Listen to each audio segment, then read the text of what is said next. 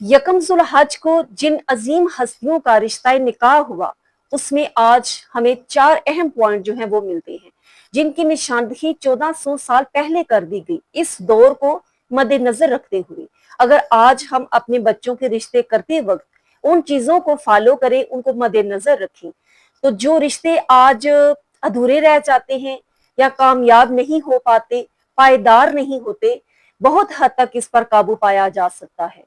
माह जुलहज के महीने में जहां कुर्बानी का फरीजा अदा किया जाता है, हज का फरीजा अदा किया जाता है, यकम जुलहज इंतहाई अहमियत की हामिल है कि इस तारीख को 2 अहम हस्तियां, जिनको सरकार दो आलम सल्लल्लाहु अलैहि वसल्लम बहुत महबूब रखते थे और सरकार दो आलम सल्लल्लाहु अलैहि वसल्लम के लख्ते जिगर सईदा तैयबा ताहिरा फातिमातुल ज़हरा खतूने जन्नत रज़ियल्लाहु ताला अन्हा और हजरत अली करमल्ला वजहुल करीम, उनका निकाह मुबारक हुआ। और इस निकाह से हमें 4 ऐसे पॉइंट्स हमें मिलते हैं जिनको अगर हम आज भी फॉलो करें तो बहुत हद तक हम बच्चों के रिश्ते करने में कामयाब हो सकते हैं, अच्छे तरीके से हम उनको पाया तकमील तक पहुंचा सकते हैं। इसमें सबसे पहला पॉइंट तो हमें ये मिलता है कि जब सईदा फातिमा ज़हरा रज़ियल्लाहु ताला अन्हा का निकाह किया गया तो उस वक्त उनकी उम्र मुबारक 15 साल थी और हजरत अली रज़ियल्लाहु ताला अन्हु जो है उनकी उम्र मुबारक 21-22 साल थी। और हजरत अनस बिन मालिक रज़ियल्लाहु ताला अन्हु फरमाते हैं कि मैं बारगाह मुस्तफ़ा सल्लल्लाहु अलैहि वसल्लम में हाजिर था कि हजरत जबरील अमीन पैगाम खुदाबंदी लेकर हाजिर हुए और अर्ज की कि अल्लाह ताला फरमाता है कि अली का निकाह फातिमा रज़ियल्लाहु ताला अन्हा से कर दीजिए।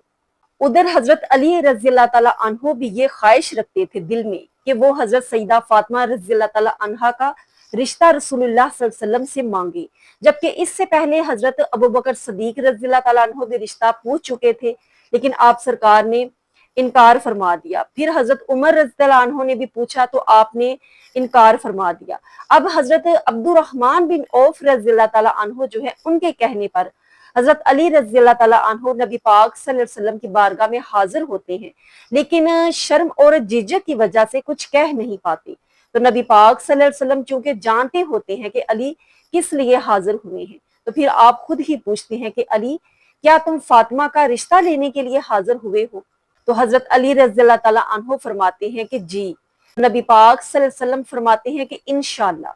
अब उसके बाद आप सरकार उठ जाते हैं और घर तशरीफ ले जाते हैं और जाकर अपनी बेटी फातिमा से पूछते हैं कि बेटी, क्या अली से निकाह तुम्हें मंजूर है?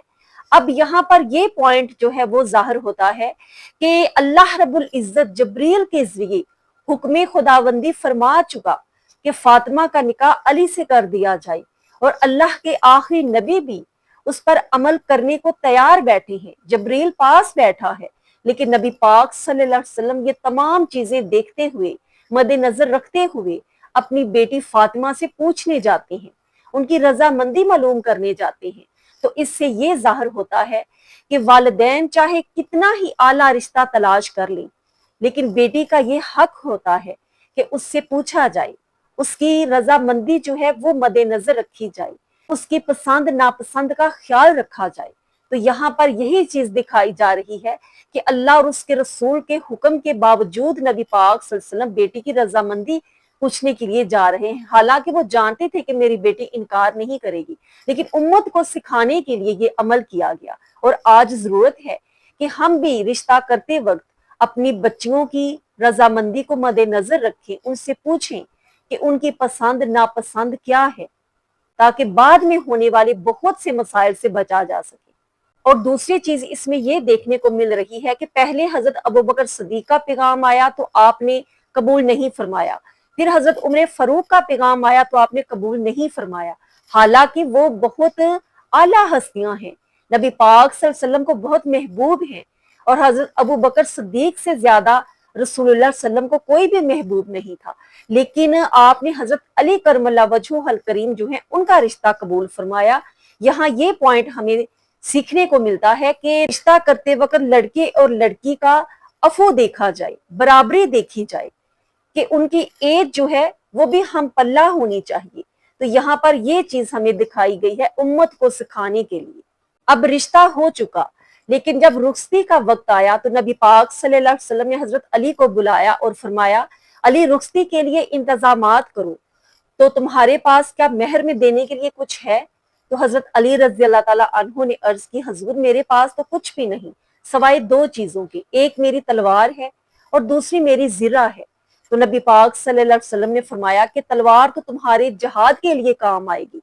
तो जिरा तुम बेच कर लाओ और जो रकम लेकर आओगे वो हक महर मुकर्रर किया जाएगा। तो हजरत अली रजी अल्लाह ताला अन्हु वो जिरा लेकर बाजार जाते हैं और हजरत उस्मान गनी रजी अल्लाह ताला अन्हु उसको खरीद लेते हैं और बाद में कुछ दिन के बाद वो हदिया के तौर पर उनको वापस कर देते हैं, क्योंकि वो जानते थे कि अली एक खुददार हैं और अगर मैं जिरा रख कर वैसे ही मदद के तौर पर कुछ पैसे दूंगा तो अली कभी नहीं लेंगे, इसलिए उस वक्त उन्होंने खरीद ली और बाद में कुछ दिन के बाद हदिया के तौर पर उनको वापस कर दी। यहाँ ये पॉइंट हमें नजर आता है, ये चीज सीखने को मिलती है कि नबी पाक सल्लल्लाहु अलैहि वसल्लम अपनी लख्ते जिगर जन्नत की औरतों की सरदार उसका रिश्ता तय कर रहे हैं, रुखसती के लिए इंतजामात कर रहे हैं और दूल्हे के पास अपना जाती घर भी नहीं है, उसके पास शादी के लिए अखराजात भी नहीं है, उसकी कोई मालियत भी नहीं है। सिर्फ यहाँ पर फोकस किस चीज पे किया जा रहा है? उसके ईमान पर, उसके किरदार पर, उसके इखलाक की मजबूती पर, उसके आला हसब नसब पर। मालो दौलत का बिल्कुल बायकाट किया जा रहा है। लेकिन आज हम रिश्ता करते वक्त फोकस सिर्फ एक चीज पर करते हैं कि लड़का मालदार कितना है, वो कमाता कितना है, उसकी सैलरी कितनी है, उसकी मालियत कितनी है, उसकी जायदाद कितनी है। किरदार, इखलाक, दीन, इन तमाम आला इकदार चीजों को हम बिल्कुल एंड पे रखते हैं, बल्कि पीछे छोड़ देते हैं, इनको हम कोई वैल्यू नहीं देते, जिसकी वजह से रिश्ते जो हैं वो पाया तकमील तक नहीं पहुंचते। यही वो बुनियादी चीज है जो कि देखने की जरूरत है, जिससे रिश्ते जो हैं वो तकद्दुस और एहतराम के दर्जे तक पहुंचते हैं। दौलत तो आनी जानी चीज है, आज है कल नहीं होगी। फिर हजरत अली रजी अल्लाह ताला अन्हो और सईदा फातिमा रजी अल्लाह ताला अन्हा का निकाह 400 दरम हक महर पर मुकर्रर कर दिया जाता है। अब शादी के 3 दिन के बाद सरकारे दो आलम सल्लल्लाहु अलैहि वसल्लम अपनी बेटी को लेने जाते हैं और जाकर पूछते हैं कि बेटी मैं तुम्हें लेने आया हूँ। तो सईदा फातिमा रजी अल्लाह ताला अन्हा अर्ज करती हैं, या रसूलल्लाह आप अल्लाह के नबी भी हैं, मेरे बाबा भी हैं, लेकिन आप ही से मैंने सुना है कि औरत अपने शोहर की रजामंदी के बगैर, इजाजत के बगैर घर से बाहर कदम ना निकाले।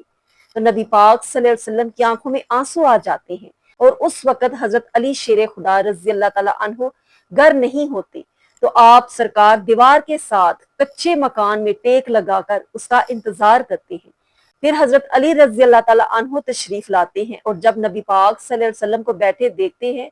तो बढ़कर सलाम अर्ज करते हैं। तो नबी पाक सल्लल्लाहु अलैहि वसल्लम पूछते हैं कि ए अली अगर इजाजत दो तो मैं अपनी बेटी फातिमा को घर ले जाऊं, मैं उसको लेने आया हूँ। तो हजरत अली रजी अल्लाह ताला अन्हु की आंखों में आंसू आ जाते हैं कि हजूर ये सब करम नवाजियां आपके कदमों से हैं, आपकी बरकत से हैं, मेरी इतनी हैसियत और औकात कहाँ कि मैं आपको इजाजत दूं। तो इससे ये पॉइंट जाहिर होता है कि शादी के बाद औरत पर सबसे ज्यादा हक उसके शोहर का होता है और अक्सर वालिदैन अपनी बेटी को शादी के बाद भी अपने काबू में रखना चाहते हैं, अपने कब्जे में, अपने कंट्रोल में रखना चाहते हैं, अपनी रजामंदी के साथ उसको चलाना चाहते हैं, जिसकी वजह से औरत अपने ससुराल में बहुत से ऐसे हालात को फेस करती है जिससे मियाँ बीवी का रिश्ता आपस में कमजोर होता है और इत्मीनान एक दूसरे से खत्म हो जाता है और औरत का जो ध्यान है, उसका माइंड ज्यादा से ज्यादा अपने घर वालों की तरफ रहता है और वो ससुराल को सही तरीके से चला नहीं पाती, समझ नहीं पाती, अपने हस्बैंड को सही तौर पर वक्त नहीं दे पाती। इसलिए कोशिश करनी चाहिए कि अपने बच्चे और बच्चियों के अच्छे घर को बसाने के लिए उनकी जिंदगी में इतना इंटरफेयर ना किया जाए कि उनकी जाती जिंदगी जो है उसमें प्रॉब्लम्स पैदा हो। ये वो पॉइंट्स हैं जो कि 1400 साल पहले अल्लाह के नबी ने इस दौर के तकाजे को मद्देनजर रखते हुए हमें बतला दिए। वीडियो अच्छी लगी हो तो इसको लाइक कीजिए, शेयर कीजिए, चैनल को सब्सक्राइब करना मत भूलिएगा। अस्सलाम वालेकुम व रहमतुल्लाहि व बरकातहू।